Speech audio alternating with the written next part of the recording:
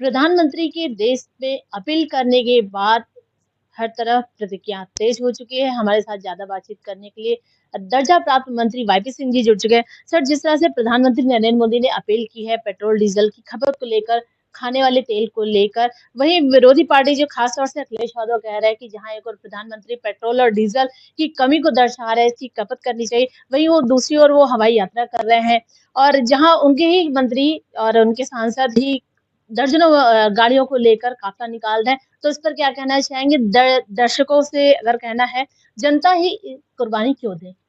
मैं देखो ये कहना चाहता हूँ इस विषय पर कि आदरणीय प्रधानमंत्री जी ने जो बात ये कही है कि हम लोग सोना ना खरीदें या हम ऐसे खाद्यान्न जो इम्पोर्ट होते हैं उनको ना खरीदें। और उसका सबसे बड़े कारण ये है कि हमारे पास में जो फ़ॉरेन रिजर्व्स हैं वो कम रहते हैं। और हम चूँकि महंगाई बढ़ गई है, क्रूड ऑयल का रेट बहुत बढ़ गया है। और इसी तरह से उन्होंने कहा है कि हम लोग फ़ॉरेन में ना जाएँ, विदेश की यात्रा ना करें। इसके पीछे सिर्फ़ एक ही कारण है कि हम अपने फ़ॉरेन रिज़र्व्स को बचाना चाहते हैं और जो ऐसी रोज़मर्रा की ज़िंदगी की चीज़ें हैं, हम अपने फ़ॉरेन एक्सचेंज को उसमें प्रयोग करना चाहते हैं। जो विपक्ष है, जो टीका-टिप्पणी कर रहा है, उसका सबसे बड़ा कारण है कि ये लोग बौखलाहट है इनके अंदर। ये पश्चिम बंगाल की जीत के कारण ये लोग सोच रहे हैं कि अब इनका कोई भी भारतवर्ष में आधार बचा नहीं है। और जहाँ तक समाजवादी पार्टी का विषय है, जहाँ पर वो लोग इस तरह के टीका-टिप्पणी कर रहे हैं, उनके इस भाषण को लेकर, उनके इस विषय को लेकर, वो लोग भी पश्चिम बंगाल की जीत के बाद में ये मान र बैठे हैं कि हम लोग उत्तर प्रदेश की सरज़मीन से आने वाले 2027 के चुनाव में समाप्त हो गए हैं। सर, प्रधानमंत्री ने एक नहीं 2 बार अपील की है कि सोना 1 साल तक ना खरीदें। उनकी इस अपील को जहाँ पर सर्राफा व्यापार में काफ़ी खलबली मची है। कई समय से जो है इस समय विरोध प्रदर्शन भी चल रहा है अलग-अलग जगहों पर लेकर। तो इसको सर आप कैसे देखते हैं? देखिए, प्रधानमंत्री जी का जो स्टैंड है कि सोना ना खरीदें, उसके पीछे सिर्फ़ एक कारण है, वो ये नहीं है कि वो सोना खरीदने के विरोध में हैं, बल्कि चूँकि सोना सारा इम्पोर्ट होता है और उसमें फ़ॉरेन एक्सचेंज आता है, इसलिए हम फ़ॉरेन एक्सचेंज को बचाकर उनको जो हमारे ज़रूरी आइटम्स हैं, उनके लिए प्रयोग करना चाहते हैं। सब लोग, पूरे विश्व के लोग जानते हैं कि आदरणीय प्रधानमंत्री जी के नेतृत्व में भारतवर्ष की अस्वस्थ अर्थव्यवस्था बहुत मजबूती की तरफ है। आज भी हमारे पास पर्याप्त फ़ॉरेन एक्सचेंजेज़ हैं। और मैं आपको जानकारी भी देना चाहता हूँ कि जब पूरी दुनिया वॉर में थी और लग रहा था कि कई देशों में तो पेट्रोल के दाम बहुत बढ़ा दिए गए थे, लेकिन हमारे यहाँ पेट्रोल के दाम नहीं बढ़े क्योंकि हमारे पास में फ़ॉरेन एक्सचेंज की बड़ी ताकत उपलब्ध है। और उसके बूते पर हम लोग अपने उस फ़ॉरेन एक्सचेंज को अपने रोज़मर्रा की ज़िंदगी में जो भी चीज़ें, वस्तुएँ हैं, उनको प्रयोग करना चाहते हैं। इसलिए प्रधानमंत्री जी कहते हैं कि फ़ॉरेन एक्सचेंज, बाहर जाते हैं तो फ़ॉरेन एक्सचेंज यूज़ होता है। सोना हम खरीदते हैं तो फ़ॉरेन एक्सचेंज यूज़ होता है। उसको हम तेल के लिए, आयात के लिए यूज़ करेंगे और ज़रूरत की जो चीज़ है उनके लिए जबकि प्रयोग करेंगे। एक बार कुछ समय पहले ही इंदिरा गांधी ने भी ऐसी ही अपील की थी कि सोने की खपत कम करें। देखिए, जब कोई इस तरह की घटना होती है, तो निश्चित रूप से जो देश को चलाने वाले लोग हैं, जो भी हुक्मरान हैं, जो भी प्रधानमंत्री है, वो ये सोचते हैं कि हम अपनी फ़ॉरेन एक्सचेंज को बचाएँ। और कांग्रेस की बात क्या करिए, मनमोहन सिंह ने खुद ये कहा था कि जब क्रूड ऑयल के दाम बढ़ गए थे, इस तरह का वातावरण हो गया था, तो मनमोहन सिंह ने खुद कहा कि इस पे से जो हमारे इम्पोर्ट हैं, जो ऑयल के हैं, उस पे से सब्सिडी हटा लीजिए। हम लोगों ने तो 1 भी रुपया नहीं बढ़ाया, इस वॉर के दौरान भी नहीं बढ़ाया और आज भी हमारे पास में पर्याप्त तेल के भंडार हैं।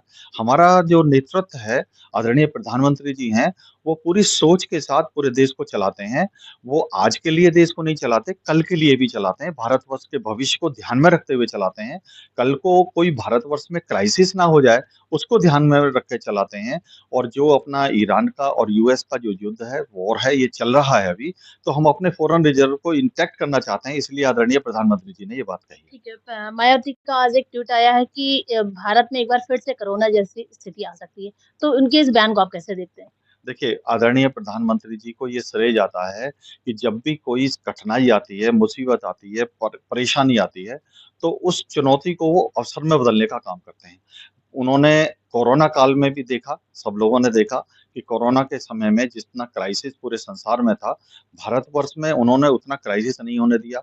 लोगों की जान बचाने का काम किया, वैक्सीन सबसे पहले लाने का काम किया और प्रधानमंत्री जी किसी भी चुनौती से घबराते नहीं हैं। उस चुनौती का सामना करते हैं और उस चुनौती का सामना करते हुए उस चुनौती को समाप्त करके उसको अवसर में बदलते हैं। उनकी क्रेडिटिबिलिटी पूरे देश में नहीं, बल्कि पूरे विश्व में सर्वाधिक लोकप्रिय, सर्वाधिक मजबूत नेता की है। और आज मैं कह सकता हूँ कि आदरणीय प्रधानमंत्री जी के नेतृत्व में भारतवर्ष तेजी से आगे बढ़ रहा है और चूँकि तेजी से आगे बढ़ता है, उनकी लोकप्रियता आगे बढ़ रही है, तो जितने भी ये दल के लोग हैं, जो विरोधी लोग हैं, उनके पास टीका-टिप्पणी करने के अलावा कोई और विषय रह नहीं जाता। जैसा आपने कहा सर जो विरोधी पार्टी उनको प्रधानमंत्री के पक्ष में विरोध करने के लिए टीका-टिप्पणी करने के अलावा और कुछ नहीं रह जाता। अभी कुछ ही समय पहले सपा सांसद ने प्रधानमंत्री को अपशब्द कहा है, उनके इस बयानबाजी को आप कैसे देखते हैं? देखिए, जो सपा सांसद ने कहा है उसकी हम घोर निंदा करते हैं। लोकतांत्रिक देश में एक मेंबर ऑफ पार्लियामेंट किसी प्रधानमंत्री के लिए अमर्यादित टिप्पणी कर रहा है, ये बहुत ही ज़्यादा निराशाजनक भी है, बहुत ही ज़्यादा निंदनीय भी है।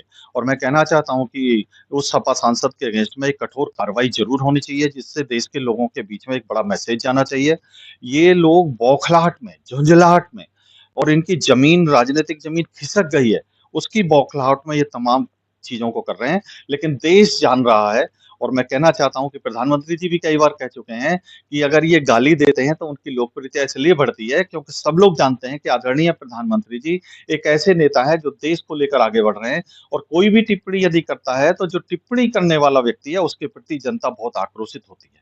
सर एक आखिरी सवाल है, आज नीट की परीक्षा थी और नीट का पेपर लीक हो गया है, इस पर क्या कहेंगे? देखिए जो परीक्षा होती हैं, कहीं पर कोई लीकेज हो जाए, कहीं पर कोई इस तरह की घटना घटती है, तो भारतीय जनता पार्टी, हमारी भारतीय जनता पार्टी की सरकार, श्रद्धेय नरेंद्र मोदी जी हों, चाहे हमारे योगी जी हों, जहाँ पर भी पेपर लीक होते हैं, उसमें समुचित कार्रवाई की जाती है और उस कार्रवाई के जो परिणाम रहते हैं, वो दोषियों पर कार्रवाई रहती है, उसमें कोई बचेगा नहीं। प्रधानमंत्री जी के अपील के साथ आप खड़े हैं? 100% खड़े हैं।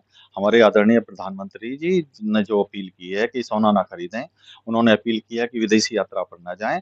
विदेशी यात्रा पर ना जाएँ का मतलब ये नहीं है कि कोई व्यापारी भी विदेशी यात्रा पर नहीं जाएगा।